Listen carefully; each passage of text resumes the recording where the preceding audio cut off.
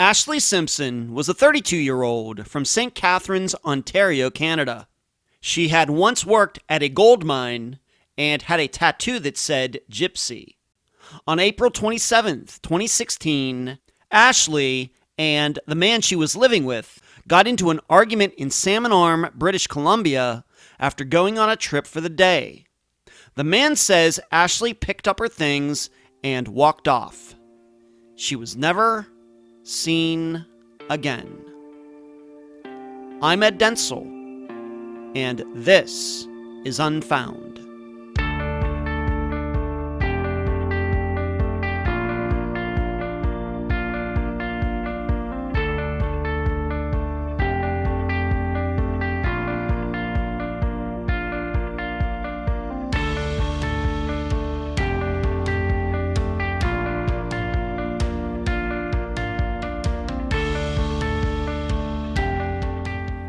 On pretty much any reputable crime program you may listen to or watch that covers disappearances, a considerable amount of time is spent analyzing the area where a missing person was last seen. The person's house, workplace, or vehicle, whatever that location may be. The reason? All I have to do is cite some of Unfound's own cases. Zoe Campos, found in the backyard of Carlos Rodriguez. Andrea Bowman, found in the backyard of her father's house. Crystal Morrison, found on private property less than a mile from the Shell station. Robbie Hurt, found less than a mile from his truck. I could go on. Are there exceptions? Certainly. Tom Brown's remains were 12 miles away from his Durango. Julianne Gillet's purse was found 11 hours away from her home. However, in both of those disappearances, the jury is still out as to what happened. Maybe we'll understand the circumstances when they are solved. Until then, it's best to allow the stats and odds to guide us. Well, in the disappearance of Ashley Simpson, all she wanted to do is spend some of her vacation time with a guy she met a few months before. Then she was gone. And it very well may be the best evidence was found in a distant place. And now a summary of the case. This is brought to you by my friend Megan Lyonez's website, charlieproject.org. Ashley Simpson loved adventure. She took jobs all over the place, even one in which she worked at a gold mine in the Northwest Territory of Canada. But she seldom did this alone. Ashley and her father were very close and often took these jobs together. Due to her gypsy nature, Ashley didn't have much time for serious relationships, but she had been engaged once. Ashley had no history of addiction or mental illness. However, her father was concerned the guy Ashley met, Derek, while working in British Columbia, was not a good match for her. So on April 27, 2016, Ashley was at Derek's place in Salmon Arm, British Columbia. She FaceTimed with her mother, and the topic of Derek owing Ashley money arose. Ashley stated she would use that money to fly home to St. Catharines, Ontario. Ashley said the two planned to go on a hike later that day. It is believed Ashley and Derek, along with a male friend, did just that and went to Margaret Falls nearby.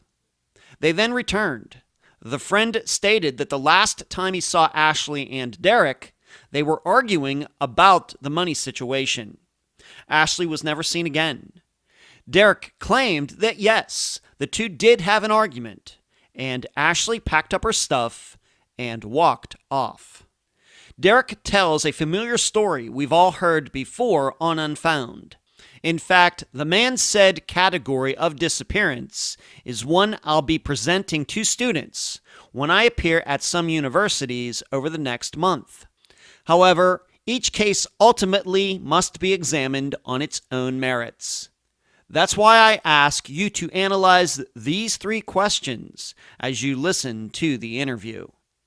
Number 1, why would Derek bring up the topic of a pink suitcase when there is no record of Ashley ever owning one? Number 2, could the theft of a truck have anything to do with Ashley's disappearance? And number 3, how can we rationally explain a key possession of Ashley's being found 18 hours away in a septic system? Ashley's family firmly believes foul play has occurred. The guest for this episode is Ashley's mother, Cindy Simpson. Unfound news. The time has finally come.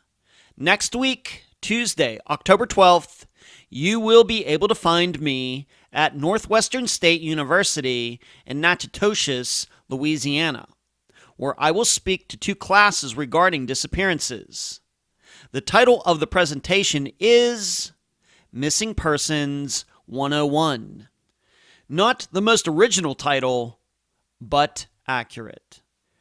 Next, myself and Unfound continue to get attention in the Greeley Tribune in Colorado, where the Steve Pankey trial will start next week. Please find that newspaper's website to see what some of the pretrial motions have been regarding the interview I did with Steve 2 years ago. There may be a paywall. Finally, I must extend my deepest condolences to the family of Unfound guest Katie Lancaster, sister-in-law of missing person Megan Lancaster. She died this past weekend. Katie is the 5th guest to pass away. It hurts every time. Katie leaves behind 5 children. Where you can find Unfound. Unfound supports accounts on Pandora, Audible, Podomatic, iTunes, Spotify, iHeart, Twitter, Instagram, Facebook, Deezer, and YouTube. Speaking of YouTube, on Wednesday nights at 9 p.m. Eastern, please join us for the Unfound Live Show on the Unfound Podcast Channel. Watch, listen, and become a subscriber. Contribute to Unfound at patreon.com/Unfound Podcast. This week, I need to thank Digital Pulse Photography and Megan. You can also contribute at PayPal, paypal.me/Unfound Podcast. I also need to give a huge shout out to all the people who have monetarily contributed using Super Chat during the live show on YouTube on Wednesday nights. Thank you for watching, and thank you for donating. The email address, unfoundpodcast@gmail.com.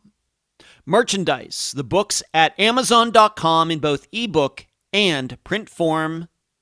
Do not forget the reviews. Shirts at unfound-podcast.myshopify.com, or you can track down my assistant Heather in the Facebook group. Playing cards at makeplayingcards.com/sell/Unfound Podcast. The website, theunfoundpodcast.com. And please mention Unfound at all true crime websites and forums. Thank you. I'm so happy to have on this episode of Unfound the mother of Ashley Simpson, Cindy Simpson. Cindy, welcome to Unfound. Thank you. It's such a pleasure for Unfound to be going back to Canada. We haven't covered a Canadian disappearance in a while, but we have done maybe 4 or 5 since we got started 5 years ago. So it's good to be talking to you, Cindy, our friends to the north. And let's start here as we usually do. Let's talk a little bit about your family. Of course, you are Ashley's mother, but how many children do you have? What can you say about the Simpson family? Well, I have another daughter other than Ashley, younger, and Ashley has 2 older sisters. Wow. my husband's first marriage. Wow, that's a lot of women, Cindy. He's definitely outnumbered. Okay. And how does he feel about that? Oh, he's used to it. Even the dogs are female, so. Oh, wow. Okay. All right. Well, that's interesting. Okay, so he's the only member with any testosterone in him, and exactly. so what is like the age range from oldest to youngest? Just the best you can do with that question. 45 is Amy. She's the oldest. Okay. Tara is 41. I may be off a year or so. Mm-hmm. Ashley would be 38 this year. Okay. And Amanda is 35. Okay. So for four children, not a huge age difference. I think that's pretty common. You know what you're saying there. The older two are close, and then the younger two are close in age. Oh, all right. That's right. Okay. And so well do they get along? Did they get along when Ashley was around? How would you explain all of that? Well, when they were younger, they fought like any other sisters. As they got older, more mature, they ended up being each other's, I'll say, best friends, confidants. If any of them had problems, they could turn to each other. And they liked to go out and have fun together. Mm-hmm. In St. Catharines, we had Grape and Wine Festival. And that was a big thing for all of them. Mm-hmm. The Simpson girls ride again. Mm-hmm. How would you say that Ashley, compared to the rest of them, kind of a similar personality, or things about your daughters that made Ashley unique compared to the rest of them, or how would you explain that? Well, Ashley was unique. She had a tattoo on her forearm that says Gypsy. And she was a gypsy. She liked to travel.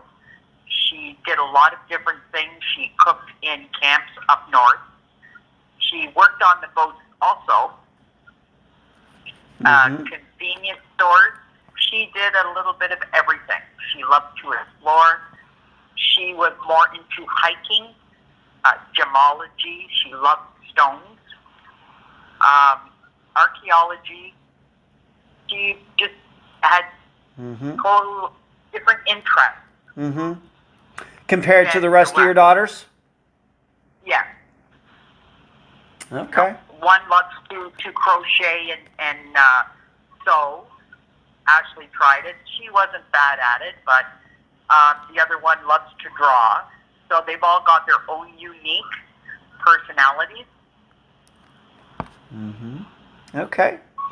All right. And like you said, she was the third of four in line. So I guess she got to be the older sister to at least one of the daughters. You said that, of course, like you said, they're in age. The two are older or closer. The two younger are closer. Is that they did they hang out that way, or were they all four together a lot?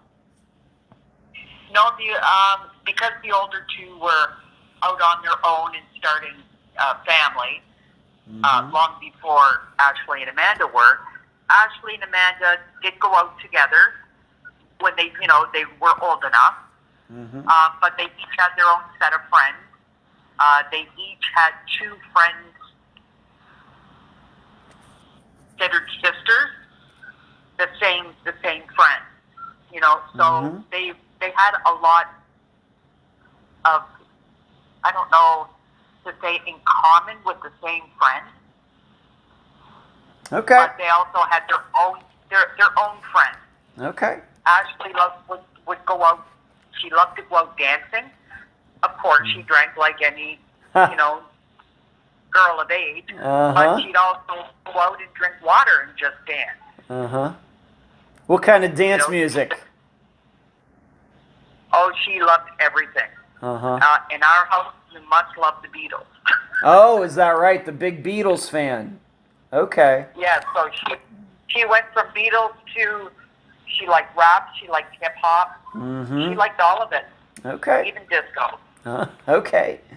And we do have to remember that, of course, she disappeared from British Columbia in Canada, but this is all taking place in the St. Catharines area of Ontario. That's where everybody grew up? That's where she grew up, yeah. Okay. All of them did, actually. Ashley was born in Alberta, in Calgary. Oh. And we moved back to St. Catharines when she was only 4 months old. Oh, okay. Okay. And so what about her education? Graduate from high school? Did she have any higher education? What did she choose to do in her early 20s and 20s? She didn't finish high school. She only completed grade 10, although she did go back to adult learning, which she loved. There were no distractions. She did do a couple of papers. The one paper was a study on marijuana. Huh. And this was before it was legal in Canada.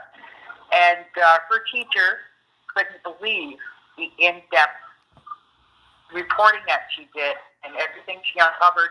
And she got 110% on it. Wow. So when she put her mind to something, she loved to read. Mm-hmm. When she put her mind to something, she did it. And but she didn't like high school. There were too many distractions. Okay. Fair enough. I know the feeling. What about, so she ended up getting, I guess what you would call, a diploma of some type of later. What did she do for work? Of course, we're going to talk about her work she did in Western Canada eventually, but in her 20s, was she living at home during this time, or, what was she doing in her early, mid-20s? In her early 20s, we were living in Sydenham. It's just north of Kingston, Ontario. Then she moved to Kingston, and she worked at a bridal shop. And she loved that. She loved fashion also. Yeah. Then from there, we moved up to the Northwest Territories. Wow. And she went, a big difference. Yeah. Very more secluded. Of course, yeah. But she went to work at a diamond mine with her dad. And she was there for a couple of years. Now, my timeline is off, but I know she was there for a couple of years. She worked at a restaurant there also. And everybody loved her. The diamond mine closed or laid a bunch of people off because they didn't get the yield they were expecting to get. So a lot of people got laid off. Okay. And then we came back to Ontario. I kept my job. I still worked in Ontario. And then we came back to Ontario. That part's a little fuzzy where she was working at that point in time. Okay. But she basically always worked. And what's interesting to me is you said that she went up to work in this diamond mine mine in the Northwest Territory with her father, and of course she was in British Columbia working with her father. I'm guessing it sounds like those two were very close. They were very close. They also every June, July, and August they worked at a camp in Huntsville, a private camp. Americans owned it and occupied different families at different times. She worked there and she loved that because it was always somebody different. Yeah, right. People coming in different all the time. Sure. It sounds like she did a lot of interesting stuff here, Cindy. That's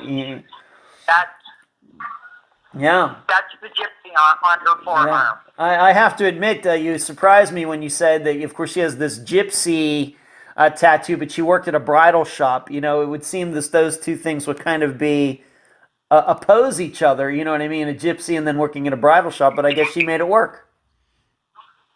Well, she didn't get the gypsy until after that. Oh, she didn't. Okay. All right. I guess once she decided she wanted to try a lot more different things, which took her to different places. Yeah. That's when she got gypsy on her forearm. Okay. What about any, of course, the way you're making it sound to me is, of course, going to the Northwest Territory to work and moving around a little bit. What about any romantic relationships in her life? Of course, it does seem to me if she's working at a diamond mine that would be mostly men, but how did she handle that? Did she have any relationships, 20s into her 30s? Oh, she did. She met someone before she went to the diamond mine. She worked shortly as a waitress in a restaurant up there, and she met Ray. They were engaged, and he came back to Ontario with her, his first time in Ontario. And they're on and off. They were young, and things didn't work out. They stayed the best of friends. And I will just say they weren't ready to settle down because they always turned to each other. Okay. All right. And how did you feel about her going up there in Northwest Territory? Ever worried about her? I was worried about her. They would go hiking, and her dad sent me a picture. They found a cave at the side of a cliff, and they were going in, and because I'm in Ontario working. Yeah. So it got to the point where I said, "Do not send me any pictures. Do not tell me what you're doing until you've done it." That's funny. Okay. I have to ask, for example, when she went to the Northwest Territory and was working there, did she and her father live together, or did he give her space, or how did something like that work out? Well, Ashley bought a house trailer, and that's where we lived. Now, I was only there for maybe 3 months out of the year because I was working in Ontario. Because I work 3 months at a time, 3 to 4 months at a time. And then I go home. Okay. All right, so she's moving around a little bit, working in a bunch of different fields, I guess you would say. Of course, Northwest Territory, come back to Ontario, go here, go there. How did she end up in British Columbia working? And, of course, that's where she disappeared from. But, the way you explained it to me, is that it was this kind of a seasonal job, but how did that all get started? That you over in the eastern part of Canada would even know about work in the western part. How does that all work? That's my husband. He got the job, the initial job, up at Buffalo Lodge on the Alaskan Highway, and Ashley followed. Then my niece went. And then another friend went. Everybody follows John when he's running a kitchen. So it was because of my husband. Like I said, she basically went wherever he went to work. Okay. And so that's what he was doing. He was running a kitchen. He was a cook, or a chef, or restaurant manager, something like that. Yeah. Okay. He was the main cook. Oh, wow. Manager type, kitchen manager. Okay. And how many seasons or years were he and Ashley going there to work? Was this season technically after the season, it was, when she disappeared, but how many seasons were they there? I think 3 seasons prior. Okay. Yeah. So, all right. All right, and so I guess being that they kept going back, that was a positive experience, making good money there. Oh yes, they liked it. Different people all the time. It's a totally different atmosphere. Again, you're kind of secluded. Yeah. There's one general store across the street, and that was it. Unless I think it was a 2-hour drive into town. Okay. All right, so they're working there and for at least a few seasons. And when we say a season, what does that mean? How many months, what time of year to what time of year? And then maybe, as I understand it, they would come back to Ontario. What does that mean to the rest of us who don't know anything about this? Well, when you're out there, you work so many weeks, and then you're on time off. So you can either spend your time off there or come home. And my husband came home because I still worked, and I was usually finished working in January. That was it for at least 2 months. So he came home. I went up 2 years in a row to work with him in the winter. So I could see him. Okay. And, that year, the year Ashley went missing, I had to go back to work in January, so I didn't go up. Oh. When I got off in the middle of January, my husband came home shortly after that because he was on his time off. Okay. And so this is where they're working. Is this place open all year round? It is open all year round. Okay. But the major capacity, I'll say, the camp is in the winter time. The ground is frozen, and so they can do whatever it is they do up there. Okay. All right. So would you say this area is more popular than during the winter than the summer? Yes. Wow. Okay, that's the opposite of what I would think. So I'm glad I asked that.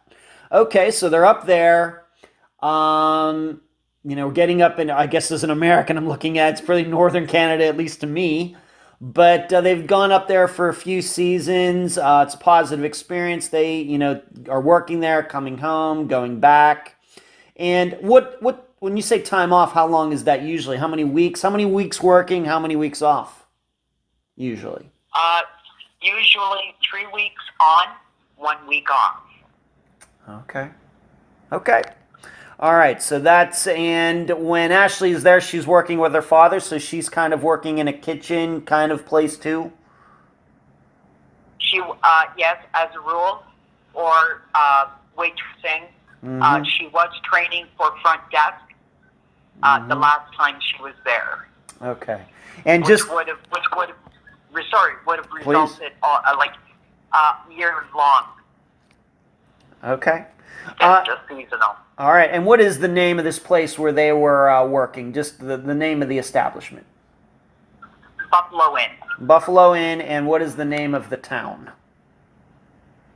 I don't. Okay. All I know is on Alaskan Highway. All right. That's fine. I'm going to be, and the listeners, okay, that's fine. Listeners should know I'm going to do a YouTube video explaining some of these different areas, so I will be able to diagram that for them because I've already looked at the map and everything, so I can learn a little bit about this. Because I've, of course, never been to the only other place I've ever been to in Canada is Ontario, the province of Ontario. All right. So they're going there for a few years. It sounds like a positive experience.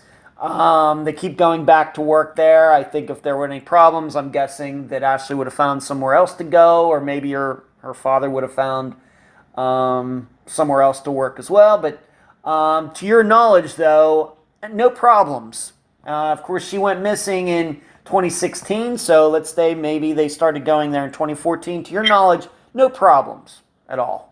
No problems, to my knowledge. Okay. All right. Was she making friends up there, being that she went up there, 2 or 3 years in a row, making friends? Or was it mainly just business up there? Her cousin worked with her. My niece worked with her. She went up there also to work, and a family friend also went up to work. Oh my! So she already knew people. Yes, and there were people there that worked that Ashley's friends very easy. Mm-hmm. Okay, so there were other people up there that she knew besides her father. Yes. Okay. All right, so she's working there, and while she was there, of course, for this the last season, of course, before she went missing, how often would you talk to her? I know that you talked about FaceTiming with her, so you would actually see her. How often would you talk to her? How did it sound like it was going this particular time? She would FaceTime regularly on Saturday to talk to everybody, her sister, her nieces, myself. She would also FaceTime once through the week try and catch when I was home. So, I mean, if I was working, we couldn't do the FaceTime. It would just be maybe a text or the odd phone call when I had signal. But when I was home, it was pretty regular. Okay, pretty regular. And everything seemed like it was fine. Yep. Okay. All right. Now let's just talk in general about this guy. And we're only going to use his first name, although his full name is out there. But we're only going to use his first name just for the purposes of this conversation. But when did you first hear about this guy? His name is Derek. Did you hear about him first from Ashley, from your husband, her father? When did you first hear about Derek? From Ashley. Okay, and what'd she say? She just said she met this guy. They've been talking and hanging out, as they put it, for a month or so. And she was going to go to BC with him. She could, at the mountains, she was excited about seeing the mountains, panning for gold, the hiking. That, I think, was the major draw. And so what you're saying is that when her time was up in working this particular season, when she was going to take this time off, that she was going to not come back to Ontario, but she was going to go hang out with him. Yes. Okay. And if things went good and she liked it, she would think about moving there. Wow. Okay. Yeah. And what did, at the time, what did Ashley's father think about her meeting this guy? What did she think of him, or what did he think of Derek? Did they have any interactions? And we'll get into the timing of how her father came back to Ontario and everything, but the way you remember it, what was your husband's impression of Derek? Well, like he is of anyone that the girls are interested in, he just wasn't fond of them. Huh. Yeah, just. Anything in particular, we'd like to get maybe just past feelings here. Anything that he noticed, that is substantial, factual, anything like that you can say? Nothing that I'm aware of. All he said is he didn't like him. Okay. And what was Derek doing there? I'm guessing maybe he was not there in seasons past, maybe in 2014, 2015, or maybe early 2015. What was he doing there? We know what Ashley's work was and what your husband's work was. What was Derek doing there? Do you know? All I know is he worked, there's a business across the street. I think they filled water tanks. To be honest, I'm not sure. If you look on the map, it may have the business. Okay. It's directly across the street from Buffalo Inn. Okay. Across the highway. All right. Yeah. And once again, I'll be doing a map for this episode.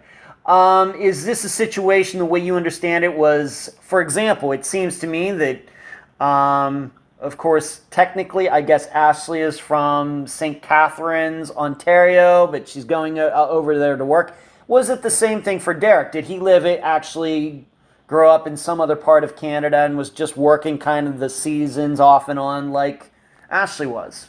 Or did he actually live there for a long time? Do you know? He lived in British Columbia. Okay. To my knowledge, yeah. Okay. I know his family is also in British Columbia, in Salmon Arm area. Salmon Arm. Okay. All right. So Derek around Ashley's age, about her age. Of course, she was in her early to mid 30s when she went missing. Correct. Correct. Was he about the same age? He was around the same age, yeah. Okay. All right, so we come to February of 2016, and once again, the way you've explained it to me is that it was time for, I guess, Ashley's father, your husband, I guess he was going to take some time off, but she was still staying there to work. Can you kind of maybe explain that to the listeners of how that all the timing of all of that? Well, the timing, my husband, I'm going to assume because I can't remember, his time off was earlier than Ashley. So it depends on when you start. If you start this week and your friends started the week before you, they would get their time off before you do. So John's time off was due. He came home. Ashley was still working. Okay. So yeah. All right, and how many more weeks was she going to be working past what her father did? Do you remember? No, I don't remember. All right, could have been 2 weeks, 3 weeks, a month? Any guesses? Yes, it could have, I'll say 3 weeks to a month. Okay. And was your understanding at the time, of course we know that your husband came back to Ontario, was it your understanding, at least at the time when he came home, that Ashley would be coming home too? Or like you said, you already knew that she was going to be, staying with Derek? Do you even remember what the timing of that was? Well, the end of February is Amanda's birthday. And Ashley and I FaceTime, so I could go shopping, and Ashley was going to pick out some jewelry for her sister for her birthday. At that time, I knew Ashley wasn't going to be home for Amanda's birthday, that she was going to BC. Okay. And that was probably the 26th. I know it was only a couple of days before Amanda's birthday. Okay. All right, so then Ashley's time is up. She is done her time to take off, but she chooses not to go back. Like you said, she was going to stay there with Derek and maybe see if things work out. They're attracted to each other, if something going on there. And, where did they go? Once she was off, where did they go from working at this Buffalo Lodge? They went to Salmon Arm. They took a trailer, apparently Derek's trailer, went to Salmon Arm, a friend of his, and parked it on his property. And that's where they stayed. Okay. And this would have been like in early March of 2016? Yes. Okay. Yes. And how far, roughly, and once again I'm doing the map, but just for all those audio listeners, how far is Salmon Arm from where Ashley and Derek, I guess, were working? It's about 18 hours. Wow. That's a long way. It is a long way. That's a long way. Of course, Canada is a very large country, a lot of square miles up there, or square kilometers, just like the United States. And so 18 hours, that's a pretty good distance. Would you say that Salmon Arm is a little more populated area than where they were working, or about the same? What would you say? Oh, I'd say it's a little more populated. Not much, mind you, but okay. Yeah, it is. It's more spread out. Okay. Although I was only there once, so. Okay. So they go there. And what did you think the plan was for her? Did you have any idea of how long she was going to be staying there? Did you think that she was going to come back to Ontario at all before the next season to work started? What was your understanding of her and Derek, her staying there? What did you think was going to happen? What I thought was going to happen is she would be back in Ontario to do the summer lodge with her dad. Okay. Because that was a job she loved to do. Her sister's baby shower was in May, and she had all intentions of being home for that. Okay. All right, so you would not have been surprised that, of course we know that she disappeared in April, but her being there until April, maybe early May, was what you about thought was going to happen. Yes. Okay. And so once she went to Salmon Arm, Did you continue to FaceTime with her? Did you notice any changes in her? Anything that maybe caught your attention after she ended up staying with Derek? Did your talks with her become less frequent? What do you remember about those month and a half from the beginning of March into April? What do you remember? Oh, she did that. We did everything regular. FaceTime or talk on the phone, and FaceTiming on the weekend with the kids, her nieces, and her sister. Okay. That never stopped. Even when she didn't have time on her phone, she still used the Wi-Fi. Okay. So no concerns at all. How much would you say did Derek's name come up in your conversations? How much did you bring him up? Did you ask about him? Did she bring him up? How much would you say you talked about him? Not very much. He had 2 children. She loved kids. And she would tell me what she was doing with the kids, and they built a fort, and they went hiking, and yeah, she just, stuff like that. I've seen him. She put him on the FaceTime once. Oh, did she? Okay. And he was too busy looking at his phone to say hello. So that my impression was shot right there. Yeah. So. Wow. Okay. So that's not very encouraging. He makes there's time for FaceTime, and he can't take his eyes off his own phone. That was the one time. Yeah. Wow. Okay. The only time. Okay. So, all right. So she's there. You're not noticing much of a change. It seems like she's enjoying herself. Maybe Derek could have been a little more courteous in his one time on the FaceTime, but that's how it went. Who knows what was going on that particular day. But we get in now into April, and then at some point, she mentions to you, I don't know if it's, technically on April 27th, but, you can tell the listeners, but she brought up about Derek owing her money. When did that topic come up? Well, I knew previously Derek owed her money. She paid for the gas and everything from the time they left the job, I'll say, till they got to Salmon Arm. And he owed her money. That's the money that she was going to get a plane ticket and come home with. Now, on the 27th, we FaceTimed, and I knew they weren't getting along. And I told her, I said, I will send you the money to come home. And she said, he owes me money. He's going to pay me my money so I can come home. There are a lot of choice words in there with that, but I will not repeat them. Yeah, please don't. Well, this is a PG show, PG rated. Okay, so so would you say, once again, the way you remember it, and I realize this is over 5 years ago, but the way you remember it is everything's going fine, and then all of a sudden she brings up that he owes her money. Was that the first time that you can remember that she said anything derogatory about him? Well, she'd say he's a jerk, or, he's the way he is. But she always tried to find and bring the good out in people. Okay. And unfortunately, this time, I don't think there was anything good to bring out because she didn't stay. She didn't want to stay that long.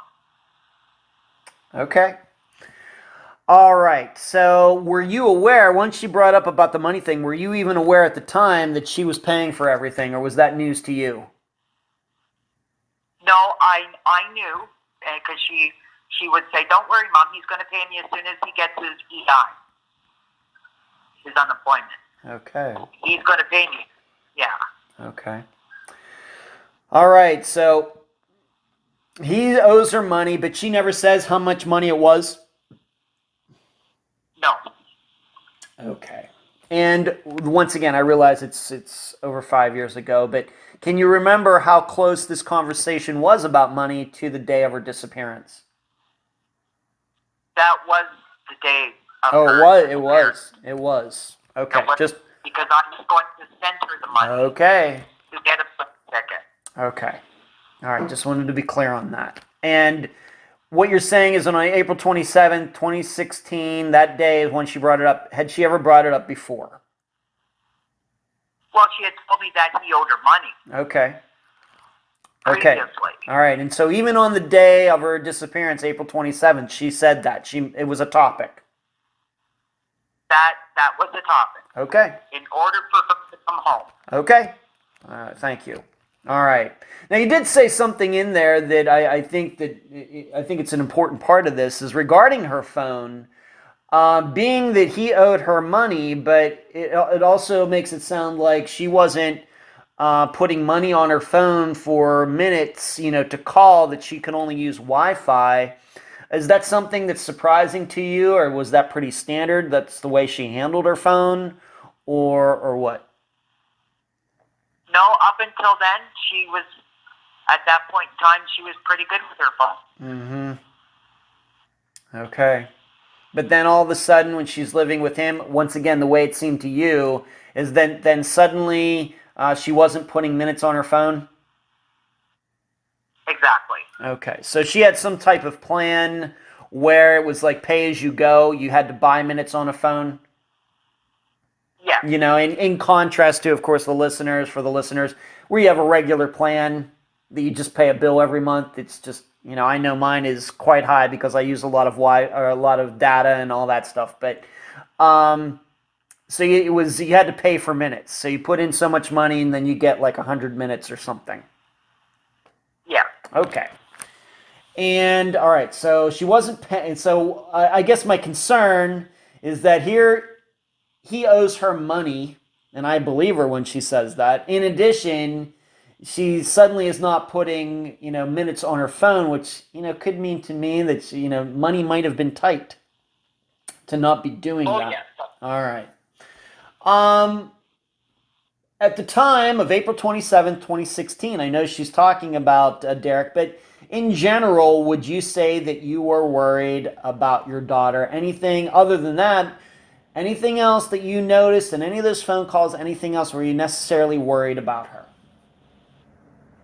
Other than the fact I always worried about her because she was away from home. Mm-hmm.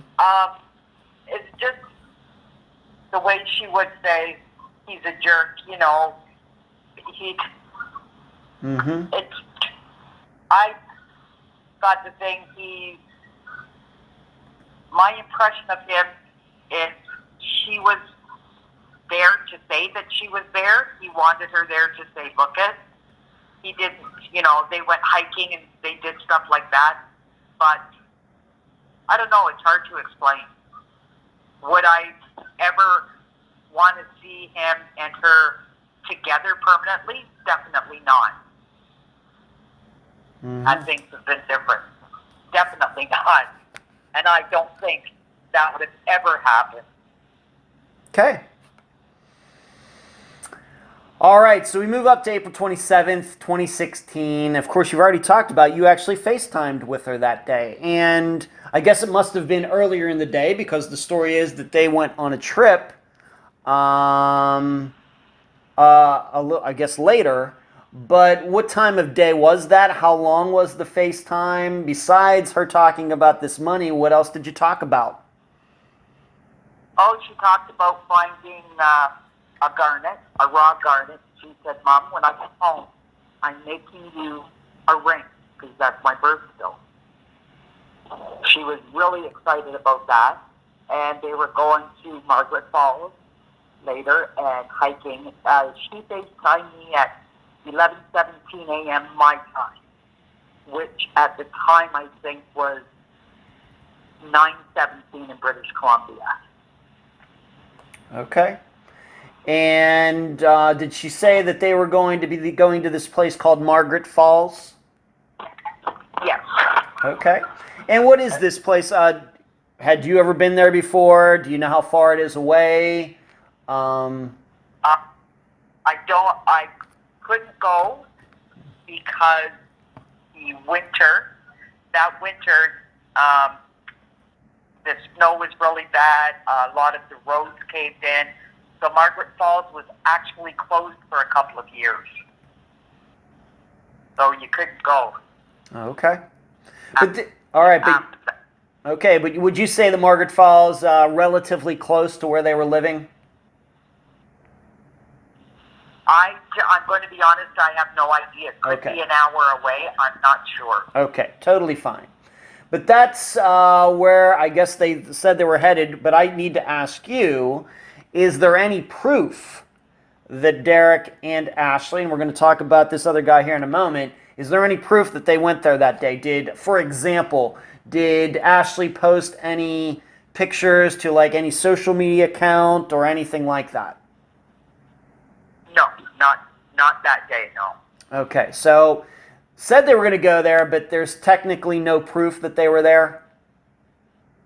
No, only their friend's word. Okay, well, let's talk about that friend right now because you've had a chance to talk to him after Ashley went missing.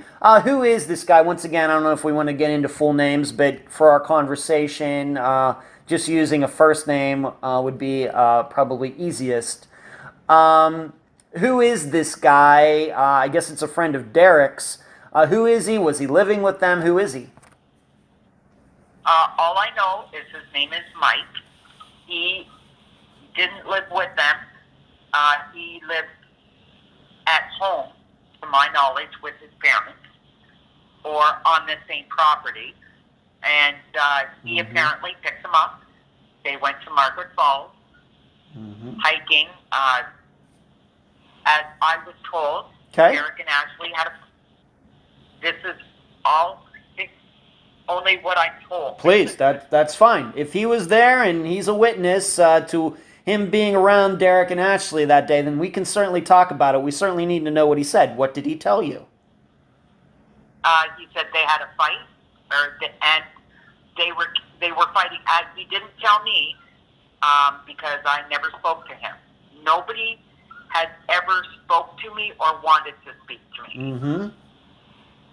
So he said he dropped them off back at their trailer. Okay. And they were still fighting. And the did he? Neighbor. Please. Sorry. But go ahead, please. The neighbor did not hear any raised voices, any yelling, and they heard them every other time they were arguing. Did the neighbor say that? That I guess I just have to ask. Does that mean that Ashley and Derek argued often? According to the neighbors, yes. Okay.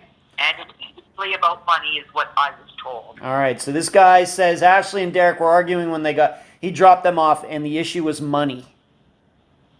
Yes. All right, and we can maybe presume that it had to do with him owing her money, and I guess he wasn't paying her. I mean, that would be the argument that makes the most sense, but that's a little bit of theorizing there. But this guy said they were arguing about money. Okay. I do have to say it's weird that, they would go out, spend the entire day together going to Margaret Falls and seeing the sights or whatever there is to do there, and then that's the conversation they're having as they're getting out of the car to go into the trailer. That is interesting to me. Maybe it's interesting to the listeners as well. Okay, so he says he dropped them off, and is he saying that's the last time he ever saw Ashley? To my knowledge, yes, that's what he's saying. Okay. Once he dropped them off, he didn't see Ashley after that. Okay. So this is April 27th, once again, of 2016. When was the first time that maybe you, your husband, somebody else, kind of realized, we haven't heard from Ashley in a while? When did that start maybe registering with you or somebody else who, of course, cares a lot about Ashley? Well, on the 30th of April, my daughter Amanda was at my house in the morning. My niece was in Port Alberni, which is also in British Columbia. Derek messaged her on Facebook and said, "Did Ashley show up there? She left here 3 days ago." And she said no. He said, "We had a fight and she left." At that time, Bobby Lynn messaged Amanda, and I knew previously something was wrong. Mm-hmm. That was just my confirmation, and so I told Amanda, I said, you put up a missing on Facebook. Mm-hmm. While she was writing one of those up, I called the RCMP at 10 to 12 in the morning on the 30th. April 30th. To report her. Okay. To report her missing. Okay. Now, he had told Bobby Lynn that he reported her missing. Now, when I had called, the RCMP officer asked me the address, and I said, I don't know the address. I gave him the name. Mm-hmm. I said, he said that he called and reported her missing. And he said, there's been no report in this station, and this is where he was called. Mm-hmm. So he said he reported her missing, and he didn't. Okay. Let me ask you a little bit. Once again, I think maybe people who don't live in Canada maybe need to understand this a little bit. Of course, RCMP is the Royal Canadian Mounted Police. Is this what we might call in the United States a federal police agency like our FBI? Of course, they have offices all over Canada, but they would be the correct jurisdiction for this. Is there no, like, I guess what we would call local police? Or maybe you can explain, as a Canadian, maybe you can explain that to the rest of us. In the area where they were, there were no local police because it's spread out. Yeah. It's like country in the mountains, and it's spread out. So the RCMP, they take care of all those areas. When you have a more populated area, then they have their local police. Okay. Yeah. All right. So it's a little bit kind of a combination of like the United States' FBI and then state police, like a little combination of both. Okay. Yeah. And where is the closest RCMP office or station or whatever to Salmon Arm, where Ashley was allegedly last at this trailer? How close was the nearest station? Do you even know? Well, the one I phoned was in Salmon Arm. Oh, they do have one right there. Well, that's convenient. Okay. Yeah.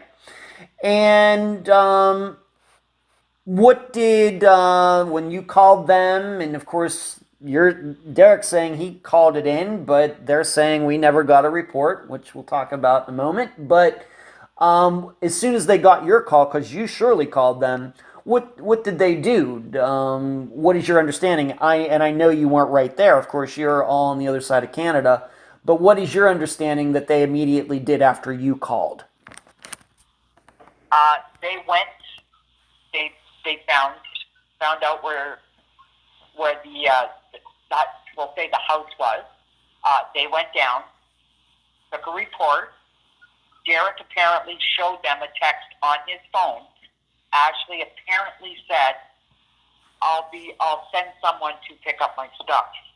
Mm-hmm. He showed it to the officer. And I said to the officer, who in the H is she going to send to pick up her stuff? She doesn't know anybody. Mm-hmm.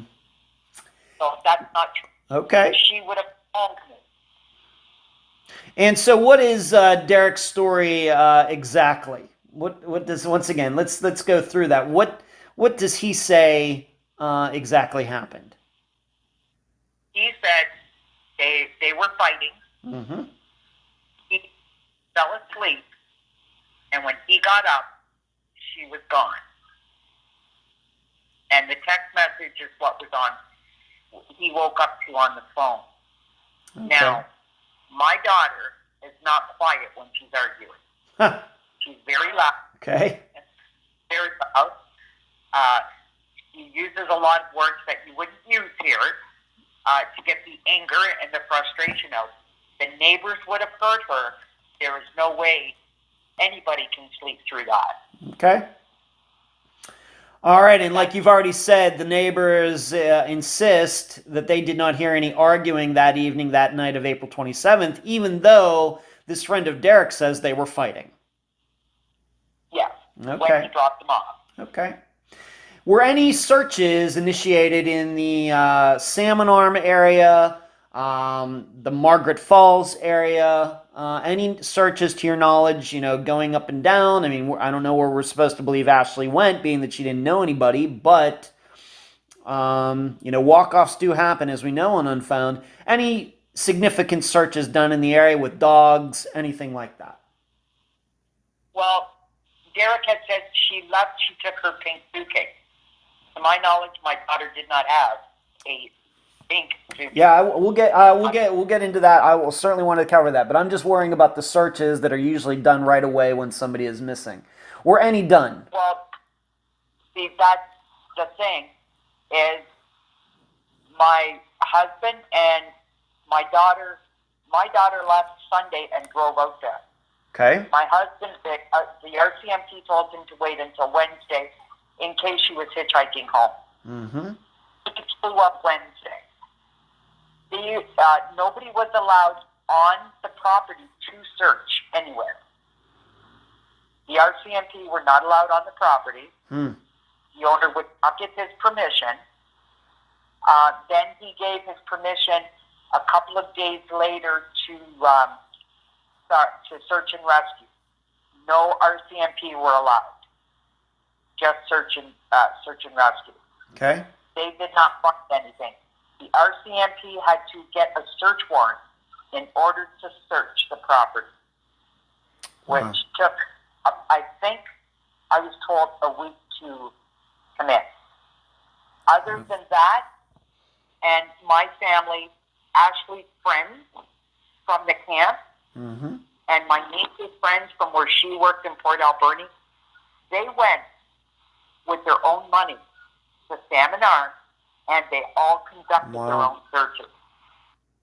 And how long was this after April 27th of 2016 that this happened?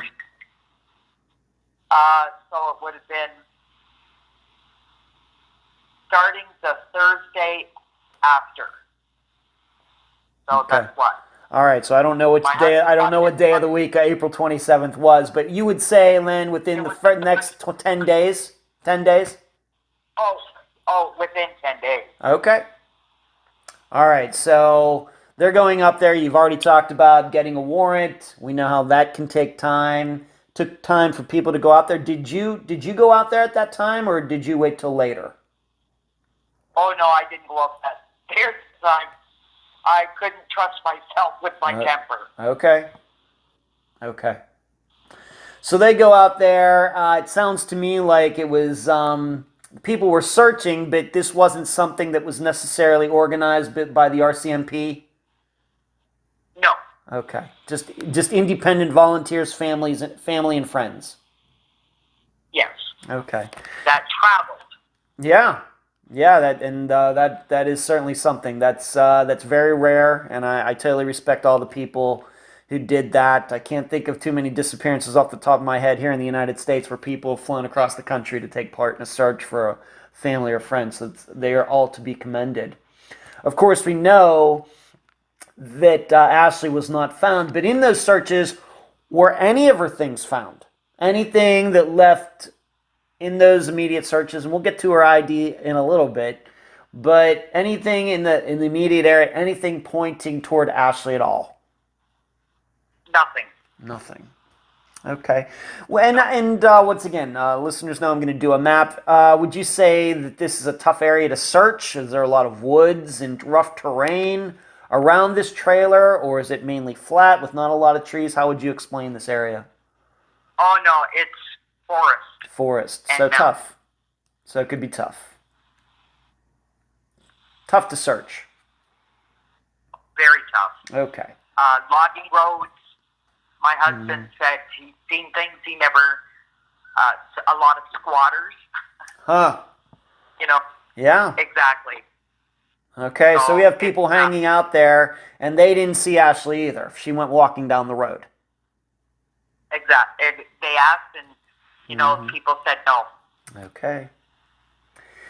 So we have him telling this story, Derek telling this story. They had an argument. He went to bed. When he got up, she was gone. And we're going to talk about the suitcase in a moment. We have these searches that are done. Nothing is found. We have this friend who says, yes, Derek and Ashley were arguing, but the issue is that people who live in buildings or trailers very close there didn't hear anything. Did they see anything? Was there anybody to verify that Derek and Ashley came home and were home that evening other than this friend? Could anybody else verify that by seeing them, not hearing them, but seeing them? To my knowledge, no. Okay. All right, you've already mentioned this, but we're going to certainly talk about it in depth now. Derek said something about a pink suitcase. Why don't we go through that again, how he brought it up. And, of course, he says that she walked off with it, but let's talk about this pink suitcase. Is it news to you that she had a pink suitcase? Yes. Does Ashley and her being your daughter for 30-some years, does she sound like the type of woman who would have a pink suitcase? No. Okay. Maybe if it was psychedelic and there was pink in it. Okay. But not just pink. Okay, not just pink. Okay. Regarding this suitcase, and of course we have to realize this is maybe 2 months after her father had already gone back to Ontario. Had he ever seen Ashley with a pink suitcase? No. In his time, anytime. Anytime. No, he didn't. Okay. That's not to say she could have stopped that. She loved thrift shopping. It's not to say she, stopped off and seen, I wasn't there. All I know is she did not leave my home with it. Because I did not have a pink suitcase in my home. Okay, so she could have bought one, but, we're thinking about Derek owing her money. She's not able to put money on her phone. Maybe the reason she didn't have some of the money is because she bought another suitcase. I guess we could think about that. But, however, on the other hand, being that she was living, so many kilometers / miles away from home, she did, though, bring a suitcase. She did have a suitcase, right? Oh, yes. She had to pack her work clothes, her street clothes, her winter gear. Okay. So she was definite, because it was the winter time, and right. it goes -40 up there. Right. So I have to ask, what happened if there's, we're doubtful about this pink suitcase, maybe. What about the suitcase that she had? Has that ever been located? Did you ever get it back? What did Derek have to say about a regular suitcase, which wasn't pink? Well, to be honest, I have no idea what he said. When the following year, my husband and my daughter went back, they picked up stuff. The RCMP had went and got the rest of the stuff. Or my daughter got it, gave it to the RCMP, and she had to bring an empty suitcase to bring it back. So, once again, all right, so to your knowledge, the suitcase or maybe suitcases, I don't know how much she took, but at least one suitcase that she took from Ontario to go work in British Columbia, you've never gotten that back, you've never seen it again? No. Okay, so we have this pink suitcase that she allegedly has, but this suitcase that she really, really did have for sure has never been seen again. Maybe Derek kept it. Maybe the RCMP didn't realize it was hers and just looked past it. We don't know. Of her stuff that was in Derek's place, would you say that you got all of her clothes back or half of it? What would you say? Well, I'm going to say half of it because I know how she packs. I know, what she wears. Yeah. There were clothes, but there weren't a lot of clothes. Okay. Her winter coat was there. Her boots were there. Now, if she went walking, she probably, at night especially, she would have needed the coat. Yeah. I mean, it was nice there in the daytime, but it was cold at night. Right. Okay, so we have this mysterious pink suitcase, and then this other suitcase, which maybe it might have been black. It's a very common color, but some other color suitcase, still missing to this day. Don't know what happened to it. And then you've got some of her stuff back, but you're pretty sure you've not gotten all of her stuff back.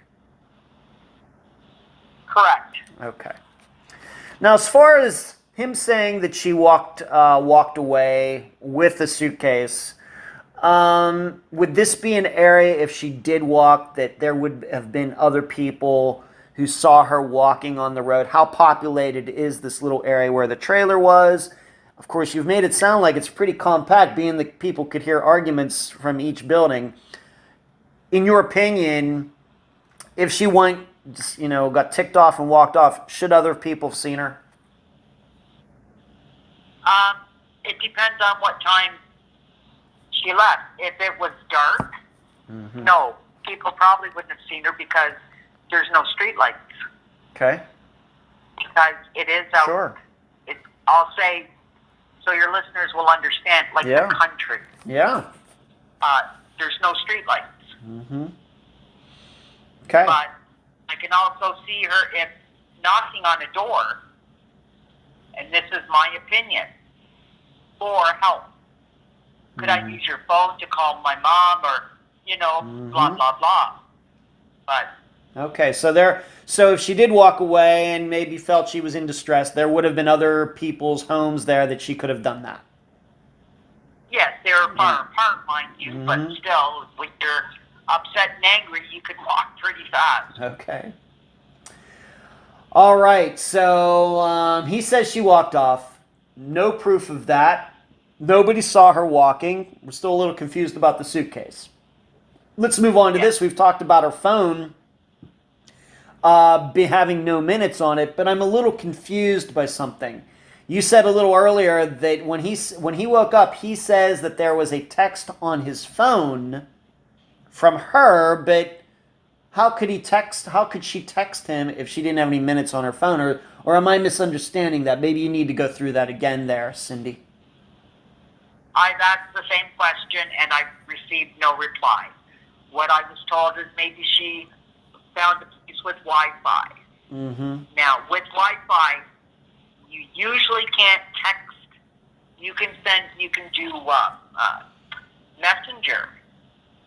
But this was a text message, apparently. Okay. Yeah, that's another big question mark. All right, and what did that, you've seen that text or not? No, okay.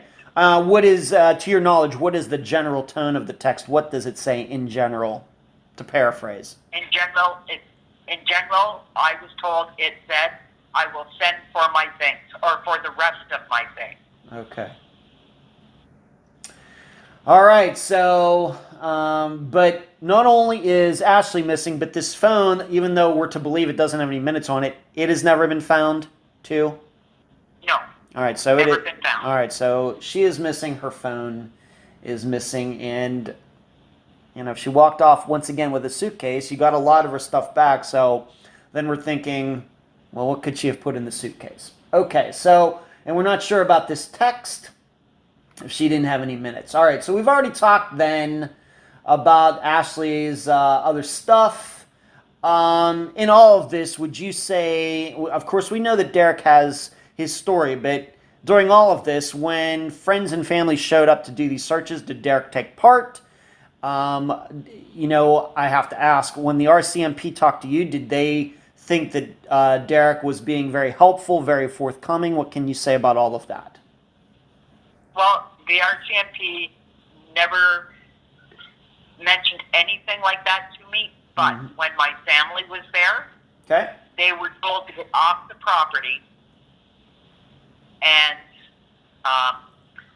he didn't help in any search. He sat in the trailer. All right. And his family came down to make sure that nothing happened. Okay. Do you happen to know if the RCMP got a hold of his phone records, his text? I realize they would not tell you what was on them, but do you know if they attempted to do that? I have no knowledge of that. Okay. All right. And would you say, being that this trailer was moved 18 hours away, I'm guessing that Derek had family in that area? Yes. Okay, so they moved to an area where some of his family lived, of course, on that property, and then his friend's there. His friend is there as well. So this is April of 2016, the end of April into May. These searches are done. Of course, nothing, not a lot of evidence is found. We have this, these stories, the story that Derek has told. We have the suitcase and everything. Would you say, in your opinion, by the time, June, July of 2016 rolled around, that maybe the leads and things had dried up? Or, how would you put it? I mean, I guess what I'm asking is, how long do you think the RCMP put, hard work into it before they maybe just got a little frustrated and said, you know what, I'm not sure what else we can do? Well, to my knowledge at that time, they conducted a lot of interviews with people and re-interviewed people. Good. I was told by outside, not the RCMP, that his friend that owned the property that they were on, and that Mike, they did polygraph tests. Okay. And they passed. That's what I was told. But I was also told that Derek refused a polygraph test. Okay, and to your knowledge, he's never taken one in the last 5.5 years? No. Okay. No. All right, well, that, at least in the United States, that's his right. I don't know what the rules and regulations and laws are in Canada, but down here, you're allowed to refuse that, so... Yeah, well, same here. Okay. All right, so they spent time re-interviewing people. That sounds like a positive thing to do. Talking to Derek. I'm guessing they talked to this friend Mike, like you said, and to your knowledge, they've pretty much stuck to their stories. To my knowledge, yeah. Okay, and to your knowledge, did they speak to the neighbors? Yes. Okay, and nothing. Okay. Let's move on to this. So they're doing their, they're talking to these people, re-interviewing people. It's more than a lot of police departments do here in the United States, so I'm encouraged by that. But doesn't sound like a lot of evidence was, popping up. But then, the way I would portray it, it seems out of nowhere, her ID pops up somewhere, and why don't you explain how you found out about this, and explain this. It's a very, very strange circumstance, I have to say. After 5 years of covering 225 disappearances, this is unusual. Why don't you tell the listeners about that? I received a message from one of the managers that worked at the last place at Buffalo Inn that Ashley was at. Now, they also own another establishment called Sasquatch Inn down the road. They had their vac truck vacuuming out, we'll say, the septic system. When the driver went to clean out the septic system, he found Ashley's driver's license. Now, by this time, that driver's license was passed around from person to person to person. So there would have been nothing on it, fingerprints, anything. Now, she mailed it home to me. I asked her to mail it to me. But first she called the RCMP, her detachment close to where she is. To my knowledge, the RCMP had went to Buffalo and interviewed the person that had the septic truck and cleaned the septic tank out. I have her driver's license with me. If it was sitting in sewage, I think at that time would have been 3 years. Wow. It wouldn't have been in the condition it's in. It's in mint condition. All right. So when exactly this? Just to go over this with the listeners again. When did this happen again? In what year? Okay, 2019. All right, so let's just say 3 years after her disappearance, her ID shows up at a place down the street from where she worked, which of course is 18 miles away from where everybody believes she disappeared. Yes.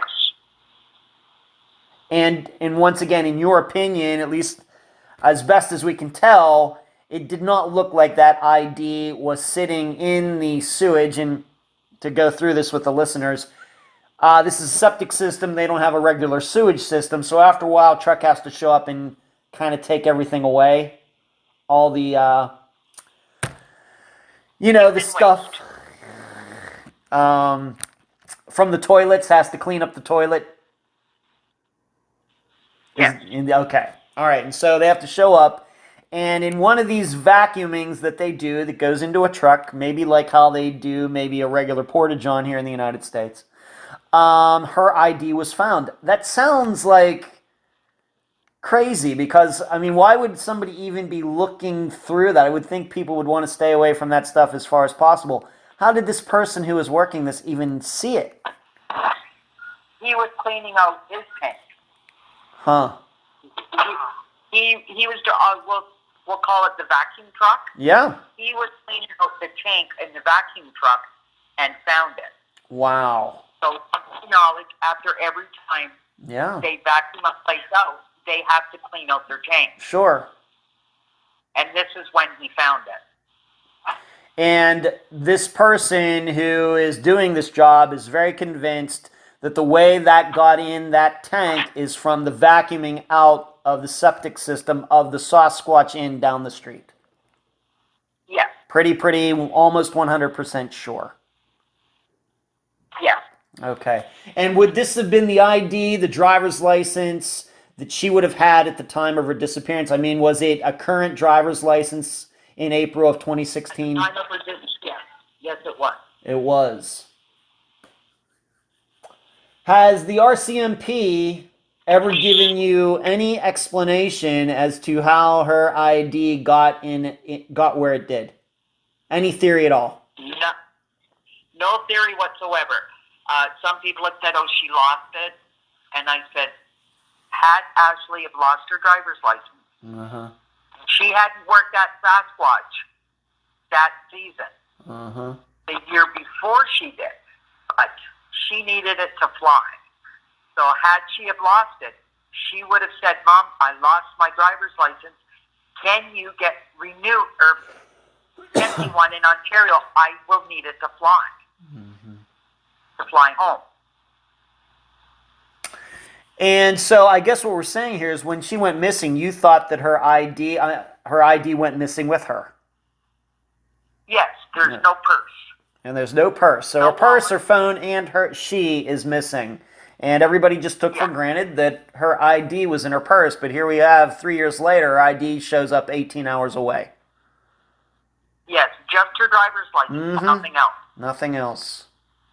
And it was the one that she should have had with her in Salmon Arm at the time of her disappearance. I have to ask, to your knowledge, does Derek, of course he worked in that area, at least in 2016, or Mike, any of them have a connection, any proof that they were at the Sasquatch establishment in 2019? Any proof of that? No. Had Derek been around there, everybody would have known. To your knowledge, anybody connected to Derek, like another friend or family member connected to the Sasquatch in any way? Not to my knowledge, and the people that work there, I asked, and not to their knowledge. All right, so you got to speak to people at the Sasquatch Inn? No, at Buffalo. At Buffalo. The Sasquatch was closed when Ashley was at Buffalo. Oh, okay. Those people who are at the Buffalo, have they ever offered up an opinion on how her ID could have gotten into the septic system at the Sasquatch?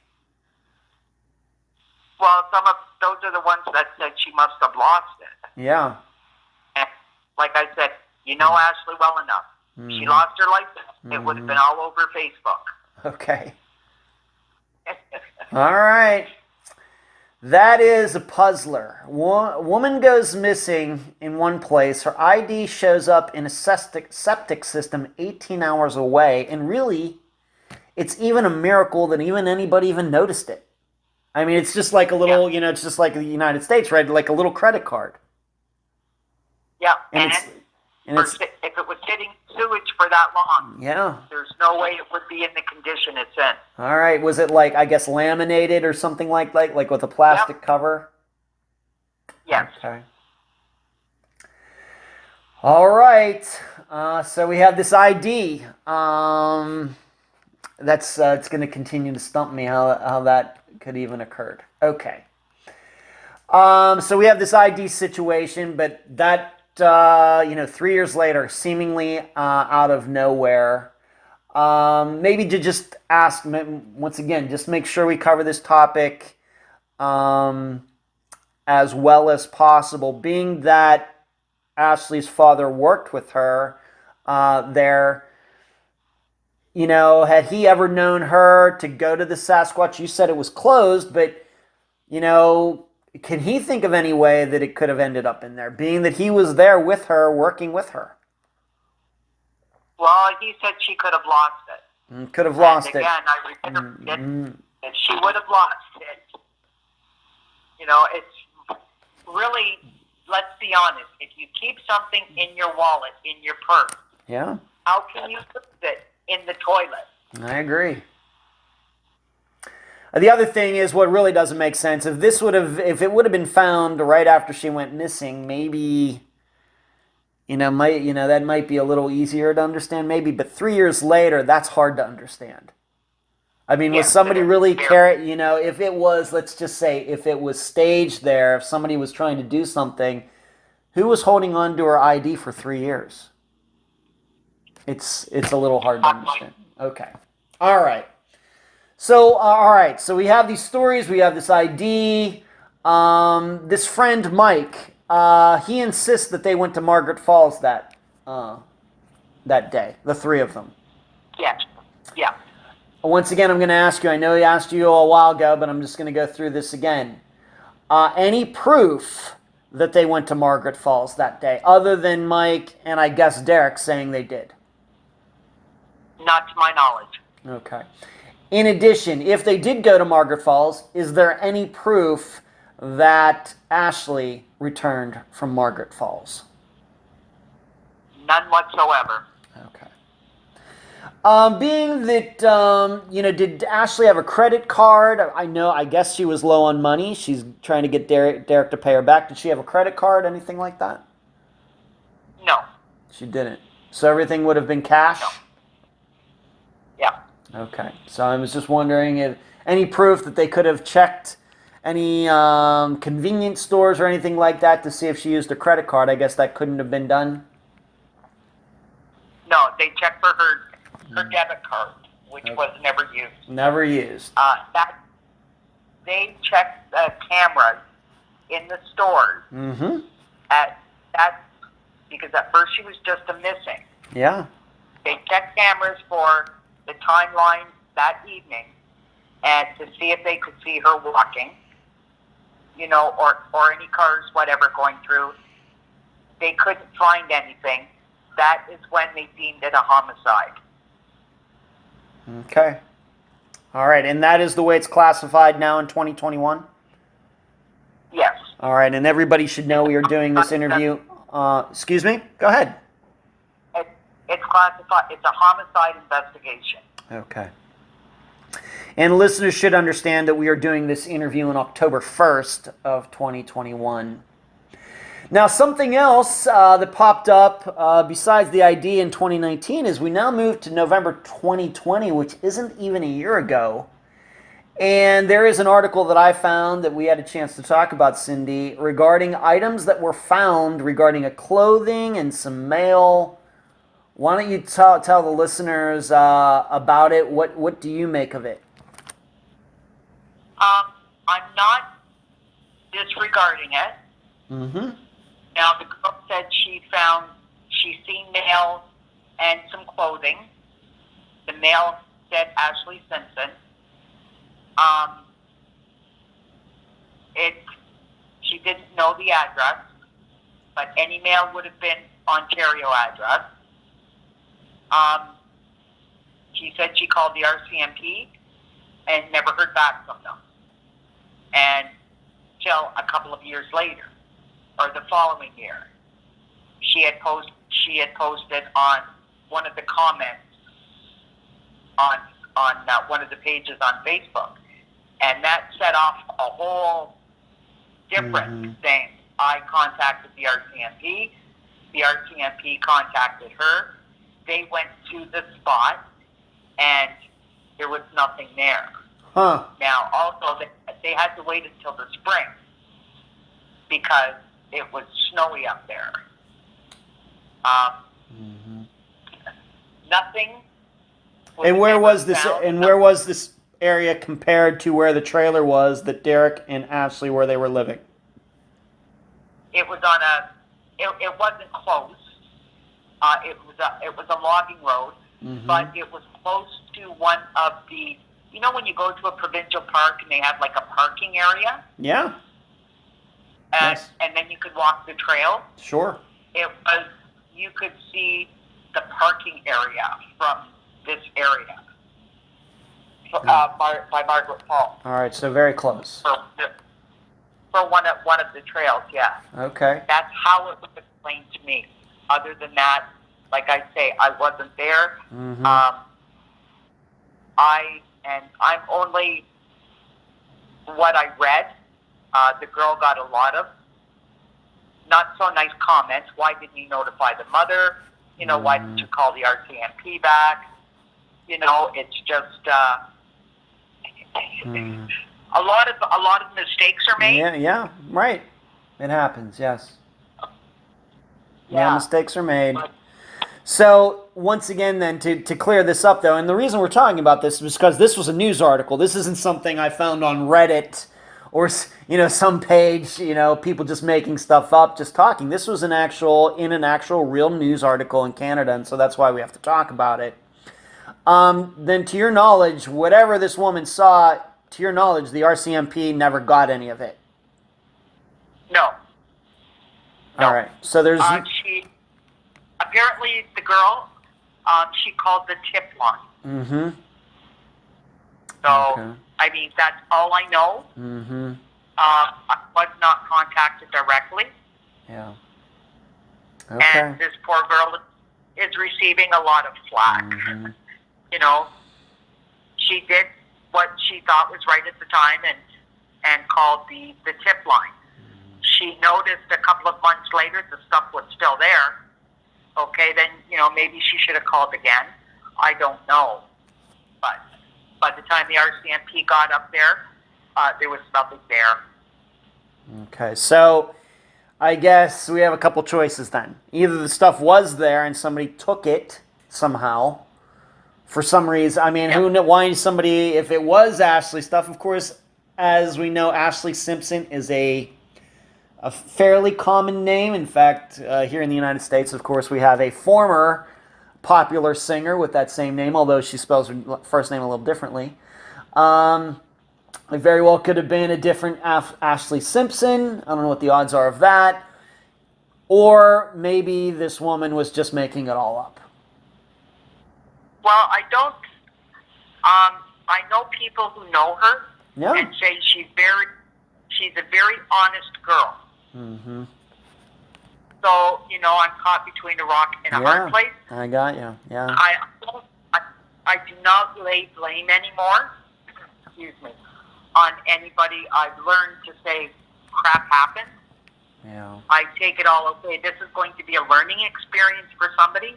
If it ever happens again, I read about this, so now I know what to do. I can't get angry for every time something doesn't go the way it should. Right. Okay. So I'm going to say I believe her. Maybe after she posted it, the person that put it there went and scooped it all up. Maybe. That could be too. Somebody thought that they were going to get caught doing something and went back. That's I guess, a choice too. Okay. But once again, you're really not sure how far this is away from where Derek and Ashley were living? No. Okay. What is this place called again? Maybe if I'm going to be doing this map, what is the name of the place? Salmon Arm. Salmon Arm. So it was in that Salmon Arm area. Between Salmon Arm and Margaret Falls. Okay. All right. All I know is that it was a logging road. Okay. And there's hundreds of them there. Okay. Let's move on to this. Let's talk a little bit more about Derek. Since, of course, 5.5 years, has Derek ever admitted to owing Ashley money? Not to me or any member of my family. Okay. Have you or anybody in your family ever spoken to him since April of 2016, one-on-one? No. Not you, not your husband, none of your daughters, nobody? No. We were told no contact. Okay. Has he ever offered up, to your knowledge, whether it's through the grapevine or however, or posted on social media or anything like that, has he ever posted his own theory as to what happened to Ashley? No. Okay. I think he deleted his Facebook account after, or went offline. Mm-hmm. Okay. Since then, 5.5 years, has he had any problems with the law, to your knowledge? Not to my knowledge. Okay. But on that topic, this is something that, of course, Cindy just told me in one of our final conversations before we conducted this interview, is that you found out something about a truck that seemingly he used to take that trailer from where he and Ashley were working to Salmon Arm, that 18 hours that you talked about. He had this trailer, needed a truck to tow it. What did you find out about this truck? The truck he took from his work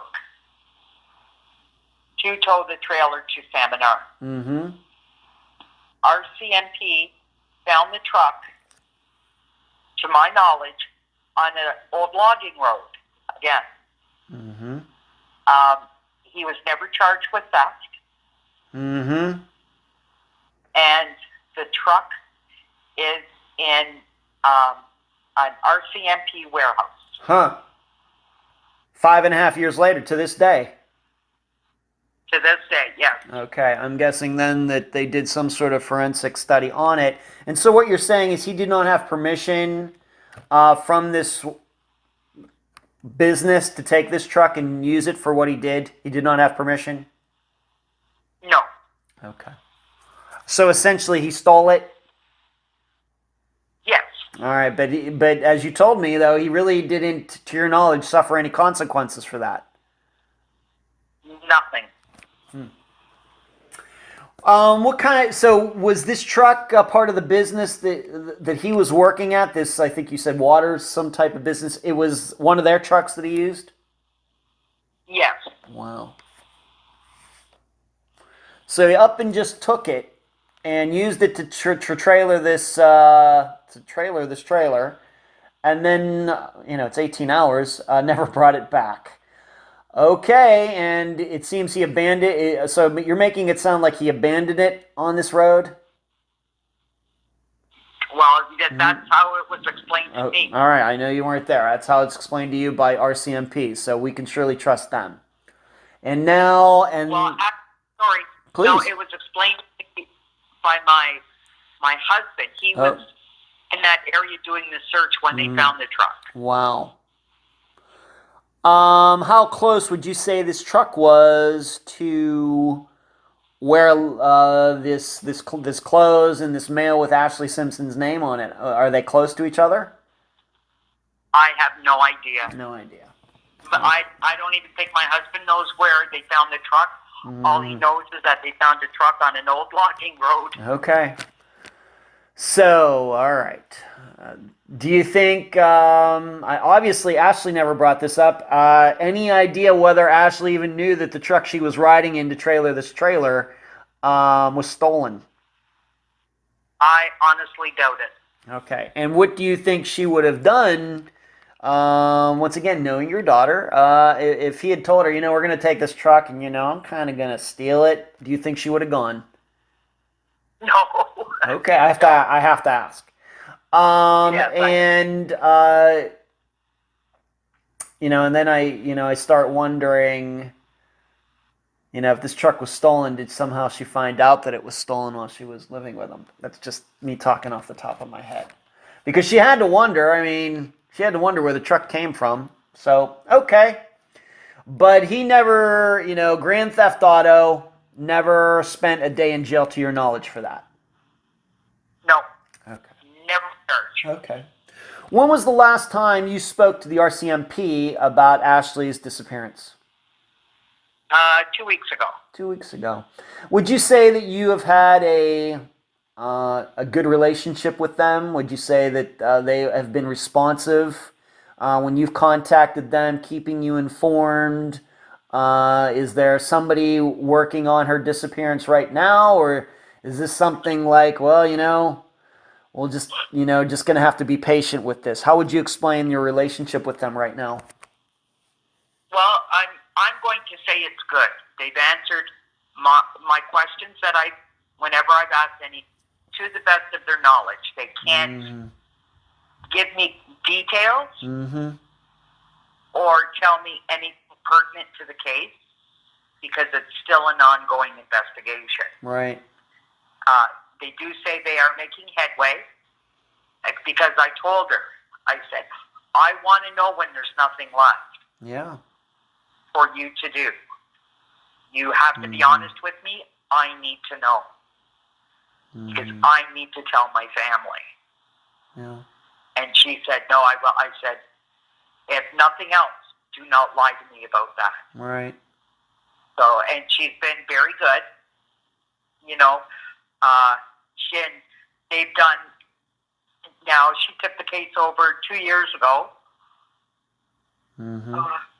Maybe 2.5 years ago. Okay. And she herself has re-interviewed everybody.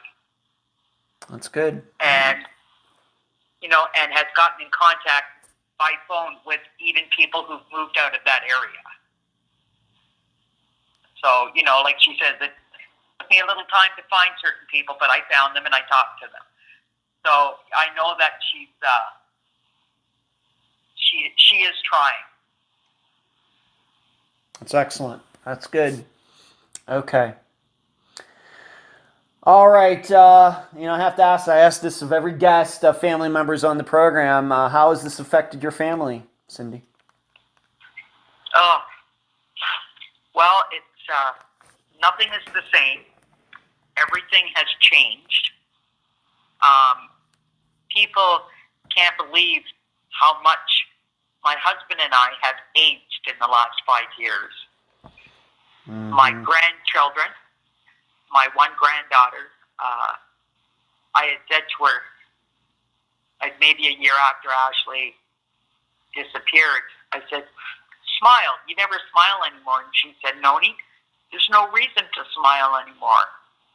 She's been depressed since the time Ashley has been gone. She's 14. They were very close. Yeah. And it's heartbreaking because there's nothing we can do to fix it. And in Ontario, the therapists do not know how to help with ambiguous loss. Right. Ambiguous. That's exactly what it's called. Ambiguous loss. They have no idea because it's not a big thing out here. No, it's not. Especially for children. Yeah. My dad says, I just want her to come home before I die. My dad's 86 years old. He said, I want to go making sure that my family's okay and that she's home. And, we don't always get what we want. And I've learned that. That's a very hard lesson to learn. A lot of people say, oh, I can't believe you still believe there's a God. Look what he did. I said, he didn't do this. Somebody else did this. So, and that's, I'm not a really very religious person. I do have my beliefs, but I do know that somebody did this. Ashley's birthday is coming up next month, so now the time starts to get harder. Yeah. Christmas, we don't even feel like we want to put the tree up, but because of the grandchildren, because Ashley was Christmas. Her and John did the baking. Each one of the nieces and nephew, they all had their night baking with her. Then she'd have them all over, and they do a gingerbread house. So a lot has changed. There's a lot more sadness in our life, and even my daughter Amanda, she has her kids, but when she has her downtime, that consumes every thought. Even when I'm out here working, I worry how my family's still coping. Yeah. With this, unless you've actually gone through it or are going through it, it's hard to explain, and it's hard for someone to understand how you're feeling. When they say you have a hole in your heart, well, you do. Yeah. And you don't know where that part of your heart is. It's out there somewhere. You just don't know where it is. Did your husband go back to working back there in British Columbia after this all happened, or does it just bad memories, kept him away? Yes, yeah. Bad memories and tempers may fly. You see someone from across the street that worked with Derek comes in. Yeah. That's if they've worked there for more than 5 years. That's so it's best to keep yourself out of the situation where you may lose it. Right. That's right. Okay. Do you have a Facebook page or anything set up for Ashley's disappearance, Cindy? It's called Please Bring Ashley Simpson Home. Okay. All right. And I will surely link to that, make sure everybody knows what that is before they hear our voices for this episode. Okay. And do you manage that? Do you have somebody else who manages that? Somebody you're close to managing it? Our friends, our family does. Okay, good. Myself. Good. Yeah. All right, yeah, you like to keep those things within your control, for sure. Okay. Yes. Okay. Cindy, any final words before we complete this interview? If somebody's done something to hurt somebody else, and my big thing is people know what happened to Ashley, yet they're quiet. They're protecting someone. That's not fair. Open your mouth, say something. It's not only for Ashley, but there's families out there going through the same and for longer, and that's not fair to them. It's just people need to open up and report. You have no idea what a family goes through when something like this happens. If I hated someone, I would never wish this on them. Right, I agree. Listeners know I've never had anything like this happen in my life. The closest I think I could say is like this is when I lost my mother in November of 2018. But that's something that happens in life. I think we all expect our parents to pass away before we do, but nobody ever expects something like this to happen. So I have no idea what it feels like. I know myself and the listeners, my assistants, other people who help me with the program, they don't know what it's like, but we're all here because we want to help people like yourself, try to move this investigation forward, get the word out. Maybe there's something, that has been missed that, comes up in an interview or something, somebody hears something and says, man, that doesn't sound quite right. That's why this program exists. So, even if it's not for Ashley, if one of your listeners listens to one of your programs and something clicks and says, oh, geez, I have to phone and tell about so-and-so. That's all that matters. That's right.